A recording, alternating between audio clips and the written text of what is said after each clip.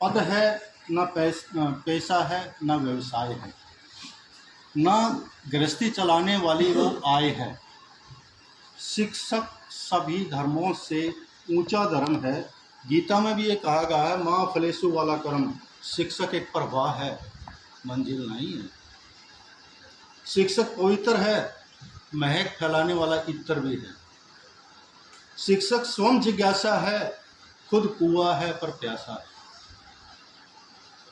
वह डालता है चांद सितारों तक को तुम्हारी झोली में, वह बोलता है बिल्कुल तुम्हारी बोली में।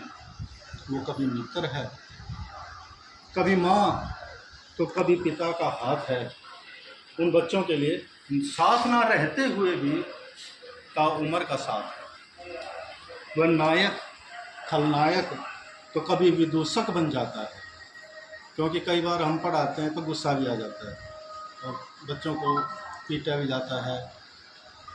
तुम्हारे लिए न जाने वो कितने मुखौटे लगाता है। इन बच्चों के लिए हम अलग अलग वो चीज़ें करते हैं, तो मुखौटे बनाते हैं। कभी हम गुस्सा करते हैं, कभी हम प्यार करते हैं, कभी समझाते हैं। इन मुखौटों के बाद भी वह संभाव है, फिर भी उसका वही भाव है। क्योंकि हम बच्चों के ऊपर गुस्सा कर देते हैं, एक आधा थप्पड़ भी लगा देते हैं, और आजकल तो नहीं मारते, लेकिन पहले हम डंडे भी मारा करते। लेकिन अगले दिन फिर हमारा वही स्वभाव है कि ये बच्चा है, और माफ़ कर देते हैं, क्योंकि यही तो उसका सहज स्वभाव है। शिक्षक कबीर के गोविंद सा बहुत ऊंचा है, कहो भला कौन उस तक पहुंचा है। न वृक्ष है, न पत्तियां हैं, न फल है, वह केवल खाद है। क्योंकि हम खाद डालते हैं उन बच्चों को आगे बढ़ाने के लिए। खाद बनकर वो हजारों को पनपाता है और खुद मिट कर उन सब में लहराता है। शिक्षक एक विचार है, एक दर्पण है, एक संस्कार है। शिक्षक न दीपक है, न बाती है, न रोशनी है, वह स्निग्ध तेल है, क्योंकि उसी पर दीपक का सारा खेल होता है। शिक्षक तुम हो, तुम्हारे भीतर की प्रत्येक अभिव्यक्ति है। कैसे कह सकते हो कि वह केवल एक व्यक्ति है?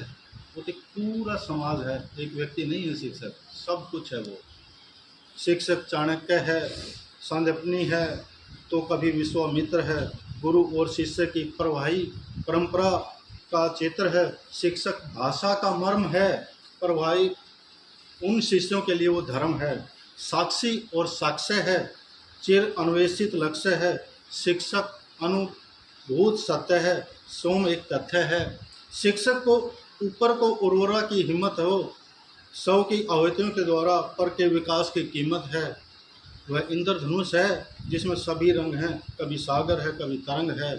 वह रोज़ छोटे छोटे सपनों से मिलता है, मानो उनके बहाने सोम खिलता है। वह राष्ट्रपति होकर भी पहले शिक्षक होने का गौरव है। वह पुष्प का बाह्य सौंदर्य नहीं, कभी न मिटने वाला सौरभ है। बदलते परिवेश की आंधियों में अपनी उड़ान को जिंदा रखने वाली पतंग है। अनपढ़ और बिखरे विचारों के दौर में मात्राओं के दायरे में बद भावों को अभिव्यक्त करने वाला वो छंद है। हाँ, अगर ढूंढोगे तो उसमें सैकड़ों कमियां पा जाएंगी, क्योंकि हम दूसरे के अंदर कमियां खूब ढूंढ लेते हैं। हाँ, ढूंढोगे तो उसमें सैकड़ों कमियां नज़र आएंगी, तुम्हारे आसपास जैसी ही कोई सूरत नज़र आएगी। लेकिन यकीन मानो, जब वह अपनी भूमिका में होता है तो ज़मीन का होकर भी वो आसमान सा होता है। अगर चाहते हो उसे जानना, ठीक ठाक से पहचानना, तो सारे पूर्वाग्रहों को छोड़ दो, मिट्टी में गाड़ दो, अपनी आस्तीन पर लगी अहम की रेत झाड़ दो। फाड़ दो वो पन्ने जिनमें बेतुकी शिकायतें हैं, वो काट दो वो जड़ें जिनमें छुपे निजी फ़ायदे हैं।